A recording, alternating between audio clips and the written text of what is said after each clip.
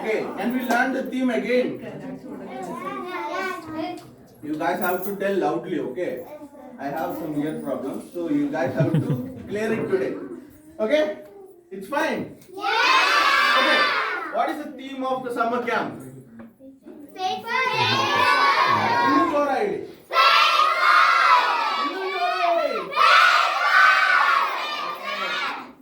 Okay. Faithful generation. Okay. So this is the first day. Second day. Good call.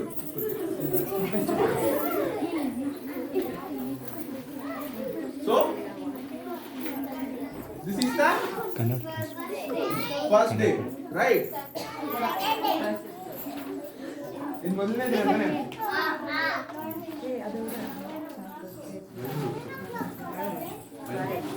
Ready? Ready to learn? Don't forget, okay? Tomorrow I'll ask again. You guys have to repeat that. Okay? No, you don't call me sir and all. Just call me what? Brother or something. Okay? Don't call sir. Okay? I hate that sir. So today is the first day of the summer camp, right? So summer camp theme is faithful generation. Correct? Okay? You are clear in that? No doubt. Right. So first day theme. No, it's summer camp theme. Okay, the entire like 1 week we are going to have the entire thing. So ಇವಾಗ ಒಂದು ವಾರ full ಇರ್ತೀವಲ್ಲ ಅದು ಆ topic ಅದರ theme ಬಂದು faithful generation. ಈಗಿನ topic ಬಂದ್ಬಿಟ್ಟು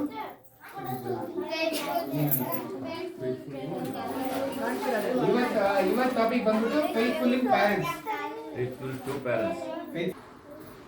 So faithful to parents ಅಂತ. Okay, now tell me, what is the first day theme? Okay, what is the summer camp theme? Okay, don't mismatch, okay? Okay, cool. You guys are learning so fast. Brilliant. Clap yourself.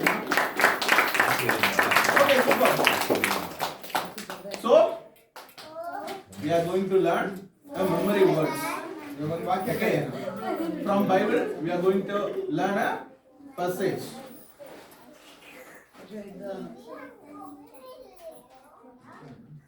Honor your father and mother. Honor your father and mother, which is the first commandment. Which is the first commandment. With promise. Honor your father and mother, which is the first commandment.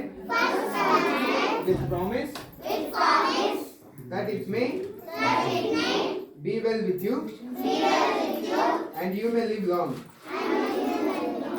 You may live long. Honor your father and mother, which is the first commandment.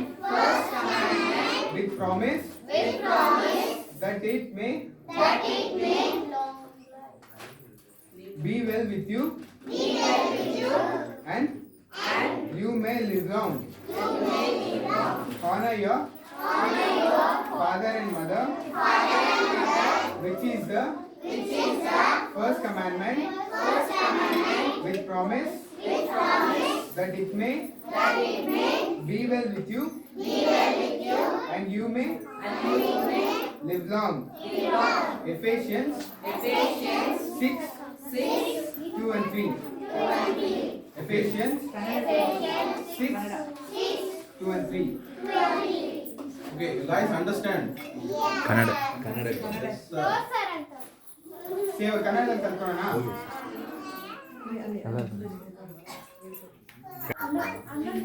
ಅರ್ಥ ಆಯ್ತಾ?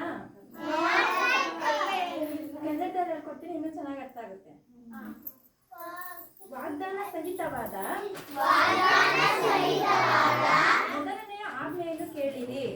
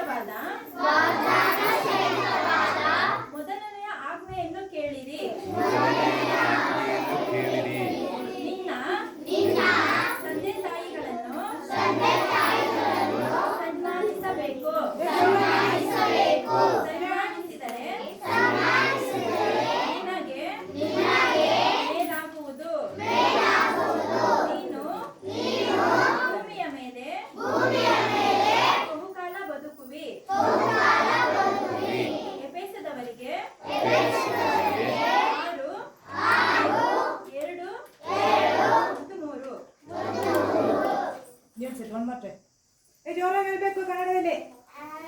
ಇನ್ನೊಂದ್ಸತಿ ಹೇಳೋಣ. ವಾಗ್ದಾನ ಸಹಿತವಾದ ಮೊದಲನೇ ಆಜ್ಞೆಯನ್ನು ಕೇಳಿರಿ. ನಿನ್ನ ತಂದೆ ತಾಯಿಗಳನ್ನು ಸನ್ಮಾನಿಸಬೇಕು. ಸನ್ಮಾನಿಸಿದರೆ ನಿನಗೆ ಮೇಲಾಗುವುದು. ನೀನು ಭೂಮಿಯ ಮೇಲೆ ಬಹುಕಾಲ ಬದುಕುವಿ. ಎಫೆಸದವರಿಗೆ 2:3. ಓಕೆ ಎಷ್ಟನೇ ಗೊತ್ತು ಇವಾಗ ಯಾವ್ದು ಕಲ್ತ್ಕೊಂಡ್ರೆ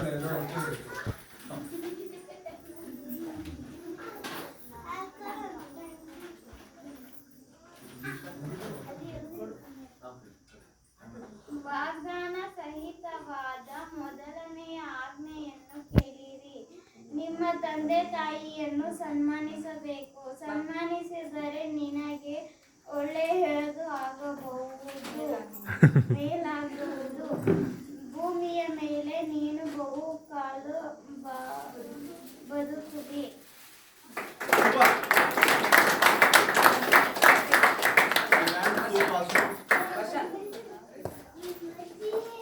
ಗೋ ಸ್ಟ್ಯಾಂಡ್.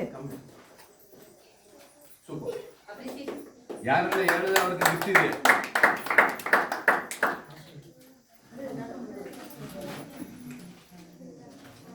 சட்டம் போடு. ஓகே, யாரெல்லாம் இந்த மாதிரி சொல்றீங்களோ அவங்களுக்கு எல்லாம் இந்த மாதிரி பென் கிடைக்கும். சரியா? ಯಾರೆಲ್ಲ ಈ ತರ ಹೇಳ್ತೀರೋ ಎಲ್ಲರೂ ಪೆನ್ ಸಿಗುತ್ತೆ. ஓகே சரியா? இனி யாராவது சொல்ல வரீங்களா? யாருக்கு ಇನ್ನ தெரியும்? ಯಾರಾದ್ರೂ ಹೇಳ್ತೀರಾ? Baba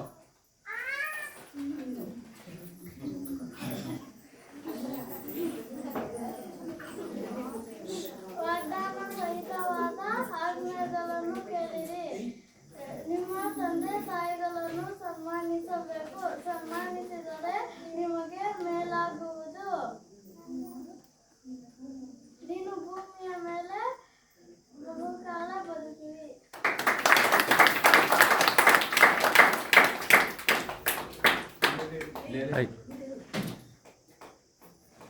okay class. சரி, இனி யாருக்கு தெரியும்? ಇನ್ನ ಯಾರಿಗೂ ಗೊತ್ತು? இங்கிலீஷ்ல இல்லனா கன்னடால எதுலயாவது ஓகே. ಇಂಗ್ಲಿಷ್ ಕನ್ನಡ ಯಾವುದು ಗೊತ್ತು? ಇದು ಹೇಳ್ಕೊಡ್ಬೇಕಾ? ಸಾಕ ನಮ್ಮ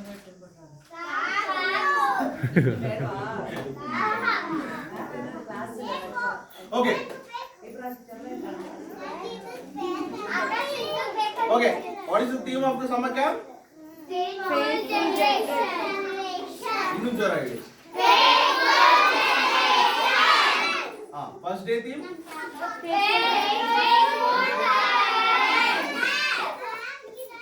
ಇನ್ನೊಂದ್ಸತಿ ಹೇಳ್ತೀರಾ? ಜೋರಾಗಿ.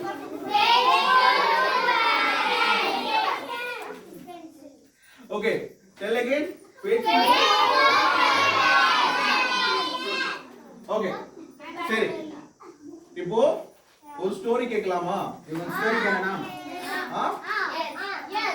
எல்லாரும் ஞாபகம் வச்சுக்கணும். சரியா? நாளைக்கு கேட்போம், இதே மாதிரி gift கிடைக்கும். ಎಲ್ಲರೂ ಜ್ಞಾಪಕ ಮಾಡ್ಬೇಕಾಗಿತ್ತು. ನಾಳೆ ಕೇಳಿದಾಗ ಇದೇ ತರ ಇದ್ರೆ ಇದೇ ತರ ಗಿಫ್ಟ್ ಸಿಗುತ್ತೆ. ஓகே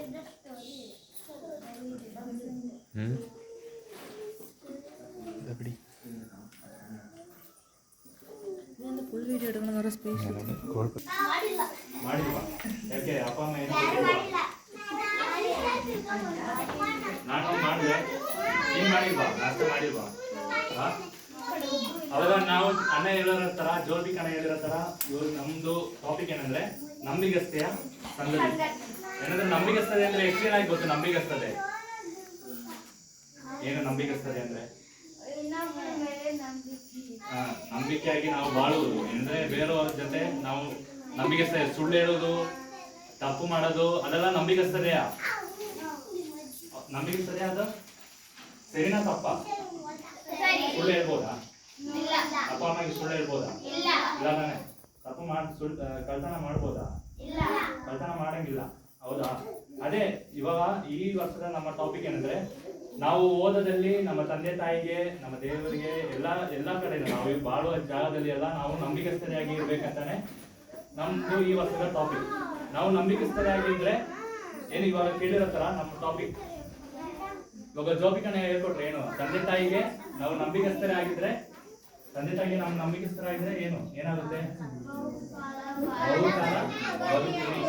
ಹೌದಲ್ವಾ? ಅದರಿಂದ ಇವತ್ತು ನಮ್ಮ ಟಾಪಿಕ್ ಅಂದ್ರೆ ನಾವು ತಂದೆ ತಾಯಿಗೆ ನಂಬಿಕಸ್ಥರಾಗಿರ್ಬೇಕು. ನಾನೊಂದು ಸ್ಟೋರಿ ಹೇಳುತ್ತೇನೆ. ತಂದೆ ತಾಯಿಗೆ ನಂಬಿಕಸ್ಥರಾಗಿರೋ ಒಂದು ವ್ಯಕ್ತಿ ಬಗ್ಗೆ ನಾನು ಇವತ್ತು ಹೇಳಕ್ ಇಷ್ಟಪಡ್ತೇನೆ. ಜೋಸಫ್ ಎಷ್ಟು ಜನ ಗೊತ್ತು? ಜೋಸಫ್ ಬಗ್ಗೆ ಹೇಳಿದ್ದೀರಾ? ಜೋಸಫ್ ಹೇಳಕ್ಕಾಗುತ್ತಾ? ಅಂಕಿತ ಏನ್ ಗೊತ್ತಾ ಹೇಳು. ನಿನ್ನಷ್ಟು ವರ್ಷ ಹೇಳು.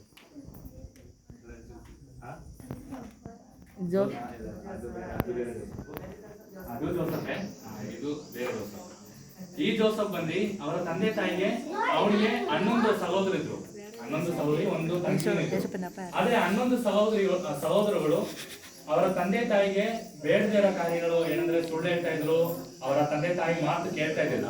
ಆದ್ರೆ ಈ ಯೋಸಫ್ ಏನು ತಂದೆ ತಾಯಿ ಹೇಳೋ ಮಾತೆಲ್ಲ ಕೇಳ್ತಾರೆ. ಯೋಸಫ್ ಅಂದ್ರೆ ಲಾಸ್ಟ್ 2ನೇದಾಗಿ ಹುಟ್ಟಿರೋ ಒಂದು ಮಗ ಆಗಿದ್ದ. ಯೋಸೆಫಿನ ಜೀವನದಲ್ಲಿ ಅವನು ತುಂಬಾ ಕನಸು ನೋಡ್ತಾ ಇದ್ದ. ಏನಂದ್ರೆ ಯಾವಾಗ್ಲೂ ಕನಸು ನೋಡ್ತಾ ಇದ್ದ. ಅವನಿಗೆ ತುಂಬಾ ಇನ್ನಸೆಂಟ್ ಆಗಿರೋದು ಇದೆ. ಏನಂದ್ರೆ ಅವನು ಮನಸ್ಸೊಳಗಡೆ ಹೇಳಿಕೊಳ್ಳಲ್ಲ. ಹಂಗೆ ಎಲ್ಲ ಓಪನ್ ಆಗಿ ಹೇಳ್ತಾನೆ. ಯಾರನ್ನ ನೋಡಿದ್ರೇನು ಅವ್ನು ನೋಡೋದು ಕನಸು ಆಗ್ಲಿ, ಅವನಿಗೆ ಇಷ್ಟ ಇರೋದಾಗ್ಲಿ ಏನ್ ಮಾಡ್ತಾನೆ ಓಪನ್ ಆಗಿ ಹೇಳ್ತಾ ಇದ್ದ. ಇವನು ಕನಸು ನೋಡೋದನ್ನ ಅವ್ರ ಸಹೋದರಿಗೆ ಹೇಳಿದ್ರೆ ಇವನು ಎಲ್ಲ ನಿಜ ಹೇಳೋದ್ರಿಂದ ಅವ್ರ ಸಹೋದರಿಗೆ ಏನು ಇಷ್ಟ ಇಲ್ಲ. ಒಂದೊಂದು ವೇಳೆ ನಾವು ಕ್ಲಾಸ್ ಅಲ್ಲಿ ಏನಾದ್ರು ತಪ್ಪು ನೋಡಿದ್ರೆ ಟೀಚರ್ ಹತ್ರ ಹೇಳ್ಬೇಕಾದ್ರೆ ನಮ್ಮ ಫ್ರೆಂಡ್ಸ್ ಇಷ್ಟಪಡುವುದಿಲ್ಲ. ಏನಾದ್ರು ಸುಳ್ಳು ಹೇಳಿದ್ರೆ ನಾವು ಟೀಚರ್ ಹತ್ರ ಹೇಳಿದ್ರೆ ನಮ್ಮ ಫ್ರೆಂಡ್ಸ್ ಒಂದ್ ವೇಳೆ ತ್ಯಜಿಸಬಹುದು. ಆದ್ರೆ ಇದೇ ರೀತಿಯಲ್ಲಿ ಜೋಸಫನ ಜೀವನದಲ್ಲಿ ನಾವು ನೋಡಿದ್ರೆ ಅವನ್ ಸತ್ಯ ಹೇಳೋದ್ರಿಂದ ಅವರ ಸಹೋದರು ಕೂಡ ಅವನ್ನ ಬಿಟ್ಟಾಕ್ರು. ಏನಂದ್ರೆ ಅವನ ತಳ್ಳಾಕ್ರು. ಆದ್ರೆ ಯಾವಾಗಲೂ ನೆನ್ಸ್ಕೊಳ್ಬೇಕಾಗಿರೋ ನಾವು ನಿಜದಿಂದ ನಾವು ನಂಬಿಕಸ್ಥರಾಗಿದ್ರೆ ನಮ್ಮ ಕುಟುಂಬದಲ್ಲಿ ನಮ್ಗೆ ಒಂದು ಒಳ್ಳೆ ಪೊಸಿಷನ್ ಇರುತ್ತೆ. ಯಾಕಂದ್ರೆ ಈಗ ಅವ್ನು ನೋಡಿದ್ರೆ ಯೋಸೇಫನ ಕುಟುಂಬದಲ್ಲಿ ಯೋಸೇಫ್ ಮಾತ್ರನೇ ಅವನು ನಿಜ ಹೇಳ್ತಾ ಇದ್ದ. ಅವರ ತಂದೆ ತಾಯಿ ಹತ್ರ ಏನೆಲ್ಲ ಆಗುತ್ತೆ ಅದೆಲ್ಲ ನಿಜ ಹೇಳ್ತಾ ಇದ್ದ. ಅವನು ನಂಬಿಕೆಸ್ಥನಾಗಿರೋದ್ರಿಂದ ಅವರ ತಂದೆ ಏನ್ ಮಾಡಿದ್ರು, ಯೋಸೇಫಿಗೆ ಒಳ್ಳೆ ಒಂದು ವಸ್ತ್ರ ಕೊಟ್ರು.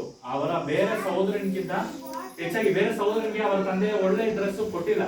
ಯಾಕಂದ್ರೆ ಅವರ ತಂದೆ ತಾಯಿ ಮಾತು ಕೇಳ್ತಾ ಇದ್ದಿಲ್ಲ. ಆದ್ರೆ ಯೋಸೇಫ್ ಏನ್ ಮಾಡ್ತಾ ಇದ್ದ, ಅವರ ತಂದೆ ಮಾತು ಕೇಳ್ತಾ ಇರೋದ್ರಿಂದ ಅವ್ರ ತಂದೆ ತುಂಬಾ ಒಳ್ಳೆ ಡ್ರೆಸ್ ಮಾಡ್ಕೊಟ್ರು. ಇದನ್ನ ನೋಡ್ಬಿಟ್ಟು ಏನಾಯ್ತು, ಸಹೋದರನ್ಗೆ ಏನು ತುಂಬಾ ಕೋಪ ಆಯ್ತು. ಯಾಕೆ ನನ್ನ ತಂದೆ ತಾಯಿ ನನ್ಗೆ ಮಾತ್ರ ಡ್ರೆಸ್ ಕೊಟ್ಟಿಲ್ಲ, ಅವ್ನ್ ಮಾತ್ರ ಯಾಕೆ ಕೊಟ್ಟಿದ್ದಾರೆ ಅಂತ ಹೇಳ್ಬಿಟ್ಟು ಕೋಪ ಆಯ್ತು. ಒಂದಿನ ಜೋಸೆಫ್ ಅವರ ತಂದೆ ಅವರ ಸಹೋದರರು ಕುರಿಯನ್ನು ಮೇಯಿಸಕ್ಕೆ ತುಂಬಾ ದೂರ ಹೋಗ್ತಾರೆ. ಅವಾಗೆಲ್ಲ ಕುರಿ ಮೇಯಿಸೋದಂದ್ರೆ ಇವಾಗ ಇರೋ ತರ ಪಕ್ಕದಲ್ಲಿ ಏನು ಹುಳ್ಳಿರಲ್ಲ, ಅದರಿಂದ ಅವ್ರು ಕಾಡಿಗೆ ಹೋಗ್ತಾರೆ. ಅಷ್ಟು ಕುರಿ ಇದೆ ಅವರಿಗೆ, 1000-2000 ಕುರಿಗಳಿರೋದ್ರಿಂದ ಅವರು ತುಂಬಾ ದೂರ ಹೋಗಿ ಕುರಿ ಮೇಯಿಸ್ತಾ ಇರ್ತಾರೆ. ಅವಾಗ ಕುರಿ ಮೇಯ್ಸಕ್ ಹೋಗ್ಬೇಕಾದ್ರೆ ಈ ಜೋಸಫ್ನ ಕಳ್ಸಿದ್ರು. ಜೋಸಫ್ಗೆ ದಾರಿ ಗೊತ್ತಿಲ್ಲ. ಇವಾಗಂದ್ರೆ ನಮ್ಗೆ ಗೂಗಲ್ ಮ್ಯಾಪ್ ಎಲ್ಲ ಇದೆ ಅಲ್ವಾ, ಏನಾದ್ರು ದಾರಿ ಗೊತ್ತಿಲ್ಲ ಅಂದ್ರೆ ನಮ್ಗೆ ಫೋನ್ ಮಾಡಿ ಕೇಳ್ಬೋದು. ಆದ್ರೆ ಆ ಸಮಯದಲ್ಲಿ ಅಂದ್ರೆ ಅವ್ರಿಗೆ ದಾರಿ ಗೊತ್ತಿಲ್ಲ. ಆದ್ರೂ ಯೋಸೇಫ್ ಅವರ ತಂದೆ ಹೇಳ್ಬೇಕಾದ್ರೆ ಏನ್ ಮಾಡ್ದ, ಆಗಲ್ಲ ಅಂತ ಹೇಳಿಲ್ಲ. ಅವನು ಹೋಗಿ ಅಷ್ಟು ದೂರ ಅವನ ಸಹೋದರನಿಗೆ ಊಟ ನೀರು ಕೊಡಕ್ಕೆ ಅವನ ಒಬ್ಬಂಟಿನಾಗಿ ಕಾಡಲ್ಲಿ ಎಲ್ಲ ಸಿಂಹ ಎಲ್ಲ ಇರುತ್ತೆ. ಆದ್ರೂ ಅವ್ರ ಅಪ್ಪ ಹೇಳಿರೋ ಮಾತು ಕೇಳಕ್ಕಾಗಿ ಯೋಸೇಫ್ ಏನ್ ಮಾಡ್ದ, ನಡ್ಕೊಂಡು ಕಾಡಲ್ಲಿ ಹೋಗ್ತಾ ಇದ್ದಾನೆ. ಕಾಡಲ್ಲಿ ಹೋಗ್ತಾ ಇರ್ಬೇಕಾದ್ರೆ ಅವ್ರ ಸಹೋದರ ದೂರದಿಂದ ನೋಡ್ಬಿಟ್ಟು ಹೇಳ್ತಾ ಇದಾರೆ, ನೋಡಿ ನನ್ನ ಸಹೋದರ, ನನ್ನ ತಂದೆ ನನ್ಗೆ ಒಳ್ಳೆ ಡ್ರೆಸ್ ಕೊಟ್ಟಿಲ್ಲ, ಅವನ್ ಮಾತ್ರ ಒಳ್ಳೆ ಡ್ರೆಸ್ ಕೊಟ್ಟಿದ್ದಾನೆ, ಅದಕ್ಕೆ ಇವನ್ನ ಸಾಯಿಸ್ಬಿಡ್ಲ ಅಂತ ಹೇಳ್ತಾ ಇದಾರೆ. ಆದ್ರೆ ನೀವು ನೆನ್ಸ್ಕೊಳ್ಬೇಕಾಗಿರೋ ನಂಬಿಕಸ್ಥರಾಗಿರೋ ಒಂದು ವ್ಯಕ್ತಿಗೆ ತಂದೆ ತಾಯಿಯಿಂದ ನಮ್ಗೆ ಆಶೀರ್ವಾದ ಬರುತ್ತೆ. ಅದೇ ರೀತಿಯಲ್ಲಿ ದೇವರು ನಮ್ಮನ್ನ ಆಶೀರ್ವಾದ ಮಾಡ್ತಾರೆ. ಈ ಸಹೋದರು ಇವನ್ನ ಸಾಯಿಸಕ್ ನೋಡಿದ್ರು. ಇವನ್ನ ಬರ್ಬೇಕಾದ್ರೆ ಇವನ್ನ ಸಾಯಿಸ್ಬಿಡ್ನ ಏನಾದಾಗ್ಲಿ ಅಂತ, ಇವನು ಬರ್ತಾ ನೋಡು ಕನ್ಸು ನೋಡೋನು ಅಂತೆಲ್ಲ ಹೇಳ್ತಾರೆ. ಆದ್ರೆ ಹತ್ರ ಬರ್ಬೇಕಾದ್ರೆ ದೇವರ ಇವನ್ ನಂಬಿಕಸ್ಥರಾಗಿರೋದ್ರೆ ದೇವರು ಇವನ್ನ ಕೈ ಬಿಟ್ಟಿಲ್ಲ. ಅವಾಗ ಒಂದು ಸಹೋದರ ಹೇಳ್ತಾನೆ ಏನಂದ್ರೆ ಇವನ ಎತ್ತಿ ಏನಾರಾಗ್ಲಿ ಇವನ್ನ ಯಾಕೆ ಸಾಯಿಸ್ಬೇಕು, ಈ ಕೆಳಗಡೆ ಒಂದು ನೀರಿಲ್ದೇ ಇರೋ ಒಂದು ಬಾವಿಯಲ್ಲಿ ಹಾಕೋಣ ಅಂತ ಹೇಳ್ಬಿಟ್ಟು ಬಾವಿಯಲ್ಲಿ ಹಾಕ್ತಾರೆ. ಆದ್ರೆ ಅಲ್ಲಿ ಕೂಡ ಇವನು ಏನ್ ಹೇಳಿದ, ಈ ಜೋಸೆಫ್ನ ವಸ್ತ್ರ ತಗೊಂಡು ಏನ್ ಮಾಡ್ತಾರೆ ಅಂದ್ರೆ ಕಿತ್ತಾಕ್ಬಿಟ್ಟು ಅದ್ಮೇಲೆ ಒಂದು ಕುರಿನ ರಕ್ತ ಹಾಕ್ಬಿಟ್ಟು ಏನ್ ಮಾಡ್ತಾರೆ ಅಂದ್ರೆ ಅವರ ತಂದೆ ಹತ್ರ ಬಲಿ ತಗೊಂಡೋಗ್ಬಿಟ್ಟು, ತಂದೆ ನೀವು ತುಂಬಾ ಪ್ರೀತಿ ಮಾಡಿರೋ ಮಗನು ಸತ್ತೋಗಿದ್ದಾನೆ, ನಿಮ್ಮೇಲೆ ನಿಮ್ಗೆ ಆ ಮಗ ಇಲ್ಲ ಅಂತ ಹೇಳ್ಬಿಟ್ಟು ಹೇಳ್ತಾ ಇದ್ದಾರೆ. ಆದ್ರೆ ಇವನು ಅಲ್ಲಿ ಕೂಡ ಇವನ ಅಲ್ಲಿಂದ ಯಾಕೆ ಇವನ ತಂದೆ ತಾಯಿಗೆ ಏನು ನಂಬಿಕಸ್ಥನಾಗಿದ್ದ. ಇವರ ಸಹೋದರು ಕೂಡ ಇದಕ್ಕೆ ಮುಂಚೆ ಇವನಿಗೆ ಎದುರಾಗಿ ಮಾತಾಡಿದ್ರು ಕೂಡ, ಸತ್ಯ ನಿಜ ಹೇಳಿದ್ರು ಕೂಡ ಇವನ ಸಹೋದರನಿಗೆ ವಿರೋಧಾಗಿ ಇವನೇನು ಮಾಡಿಲ್ಲ. ಆದ್ರೆ ಅದಾದ್ಮೇಲೆ ಏನ್ ಮಾಡ್ದ, ಇವನಂತಿ ನಂಬಿಗಸ್ತನಾಗಿರೋ ಒಂದು ವ್ಯಕ್ತಿ ದೇವರ ಪ್ರಸನ್ನತೆ ಅವನ ಜೊತೆಗೆ ಇರುತ್ತೆ. ಇವನು ನಮಗೆ ತಂದೆ ತಾಯಿಗೆ ನಂಬಿಗಸ್ತನಾಗಿರೋದ್ರಿಂದ ಇವನಂತಿ ಒಂದು ಐಗುಪ್ತ ದೇಶ ಈಜಿಪ್ಟ್ ಎಷ್ಟು ಜನ ಕೇಳಿದ್ದೀರಾ? ಈಜಿಪ್ಟ್ ಮಮ್ಮೀಸ್ ಪಿರಮಿಡ್ ಕೇಳಿದ್ಯಾ? ಮಮ್ಮೀಸ್ ಪಿರಮಿಡ್ ಅದೇ ತರ ಆ ಜಾಗದಲ್ಲಿ ಏನಾಗಿ ಒಂದು ಅಡಿಮೆಯಾಗಿ ಕಳಿಸ್ತಾರೆ. ಆದ್ರೆ ಅಲ್ಲಿ ತುಂಬಾ ಕಾರ್ಯ ನಡೀತು. ಇವನು ಅಲ್ಲಿನೂ ಒಂದು ಕೆಲಸದ ಜಾಗದಲ್ಲಿ ಹೋಗ್ಬೇಕಾದ್ರೆ ಅಲ್ಲೂ ನಂಬಿಗಸ್ತನಾಗಿದ್ದ. ಅಲ್ಲಿ ಮೋಸ ಮಾಡ್ಬೋದಿತ್ತು, ಆದ್ರೆ ಇವನು ಮೋಸ ಮಾಡದೆ ಅವರ ಆ ಯಜಮಾನನ ಮಾತೆಲ್ಲ ಕೇಳಿ ನಂಬಿಗಸ್ತನಾಗಿರೋದ್ರಿಂದ ಅಲ್ಲಿ ಈಜಿಪ್ಟ್ನ ದೇಶದಲ್ಲಿ ದೇವರು ಇವನ್ನ ರಾಜನ 2ನೇ ಪೊಸಿಷನ್ ಆಗಿ ಆಶೀರ್ವಾದ ಮಾಡಿದ್ರು. ಅವಾಗ ಎಷ್ಟು ಚೆನ್ನಾಗಿ ಅರ್ಥ ಆಯ್ತು ಸ್ಟೋರಿ. ಏನಾಗಿರ್ಬೇಕು? ನಾವು ತಂದೆ ತಾಯಿಗೆ ನಂಬಿಗಸ್ತರಾಗಿರ್ಬೇಕು. ಎಲ್ಲಾದ್ರೂ ಹೋಗ್ಬಿಟ್ಟು ಮಾಡ್ಬಿಟ್ಟು ಏನಾದ್ರು ಮಾಡ್ಬಿಟ್ಟು ಸುಳ್ಳು ಹೇಳ್ಬಾರ್ದು. ಅರ್ಥ ಆಯ್ತಾ? ಏನ್ ಮಾಡ್ಬಾರ್ದು? ಸುಳ್ಳು ಹೇಳ್ಬಾರ್ದು. ನಿಜ ಹೇಳ್ಬೇಕು. ತಂದೆಯದು ಪಾಕೆಟ್ ಇಂದ ಗೊತ್ತಿಲ್ಲದ ಕಾಸು ತೆಗೆದೆಲ್ಲ ಮಾಡ್ಬಾರ್ದು. ಯಾರಾದ್ರೂ ಮಾಡಿದ್ದೀರಾ ಆತರ? ತಗೊಂಡಿದ್ದೀರಾ ಕಾಸು? ವಿಶ್ವಾಸ ತಗೊಂಡಿದ್ಯಾ ಕಾಸು?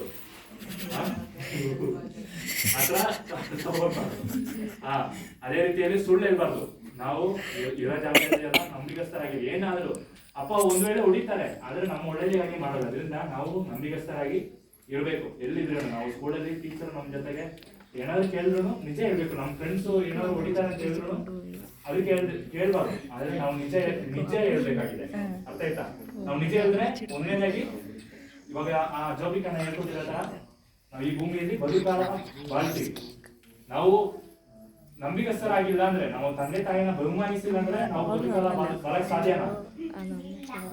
ಅದರಿಂದ ತಂದೆ ತಾಯಿನ ನಾವು ಸನ್ಮಾನಿಸ್ಬೇಕು. ಅರ್ಥ ಆಯ್ತಾ? ಸನ್ಮಾನಿಸೋದು ಯಾವ ರೀತಿಯಲ್ಲಿ ಹೇಳಕ್ಕಾಗುತ್ತಾ? ನೋಡಿ, ಸನ್ಮಾನಿಸೋದು ತಂದೆ ತಾಯಿನ ಯಾವ ರೀತಿಯಲ್ಲಿ ಸನ್ಮಾನಿಸ?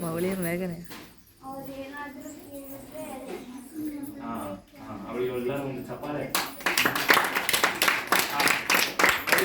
ತಂದೆ ತಾಯಿ ಏನಾದ್ರು ಹೇಳಿದ್ರೆ ಅದು ಅನುಸರಿಸಬೇಕು. ಕೋಪ ಪಡ್ಕೊಳ್ಳೋದಾಗಲ್ಲ. ಅರ್ಥ ಆಯ್ತಾ? ಅದರಿಂದ ಸನ್ಮಾನಿಸಿದ್ರೆ ತಂದೆ ತಾಯಿಯಿಂದ ಆಶೀರ್ವಾದ ಬರುತ್ತೆ. ಅದೆಲ್ಲ ಬದುಕಾಲ ನಾವು ಬದುಕ್ತೀವಿ. ಅದೆಲ್ಲ ಯೋಸೇಫ್ನ ದೇವರು ಮಾನಿಸಿರೋ ತರ ನಾವು ತಂದೆ ತಾಯಿಗೆ ನಂಬಿಕೆಸ್ತರಾಗಿದ್ರೆ ದೇವರು ನಮ್ಮನ್ನು ಮಾನಿಸ್ತಾರೆ. Conclusion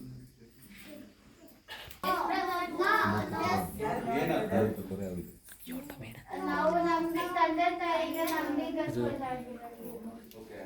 So, you guys learned the theme answer, right? ನಂಬಿಕಸ್ಥರಾಗಿದ್ದಕ್ಕೆ ಅವ್ರಿಗೆ ಏನ್ ಕೊಟ್ರು ಅವರ ಡ್ಯಾಡಿ? ಒಳ್ಳೆ ಬಟ್ಟೆಯನ್ನು ಒಳ್ಳೆ ಒಂದು ಬಟ್ಟೆಯನ್ನ. Okay. Super. சரி, இப்போ ஒரு சின்ன கேள்வி கேட்குறேன். இவங்க எல்லாருக்கும் ஒரு கொஸ்டின். சரியா? எத்தனை பேர் வீட்ல இருந்து 1 ರೂಪಾಯಿ 2 ರೂಪಾಯಿ ಕಳವಂಡು போய் ಚಾಕ್ಲೇಟ್ வாங்கிருக்கீங்க? ಎಷ್ಟು ಜನ ಮನೆಯಿಂದ 1 ರೂಪಾಯಿ ತಗೊಂಡು ಚಾಕ್ಲೇಟ್ ಕೊಡ್ತೀವಿ? Oh, maximum number. Even I have done that. Okay. So, we should not do that. ನಾವು ಹಿಂಗೆ ಮಾಡಬಾರ್ದು. அப்பா பர்ஸ்ல இருந்து எடுத்துட்டு போறது, அப்பா பாக்கெட்ல இருந்து எடுத்துட்டு போறது, ಅಪ್ಪ ಪರ್ಸಿನ ತಗೊಳ್ಳೋದು, ಅಪ್ಪ ಪರ್ಸಿನ ತಗೊಂಡು ಏನಾದ್ರು ಇಸ್ಕೊಳ್ಳೋದು. So we are faithful in that, no, right? Do we are giving faithful to our parents then? ನಾವು ಅದ್ರಲ್ಲಿ ನಿಜವಾಗಿರ್ತೀವ? ನಾವು ಎಷ್ಟು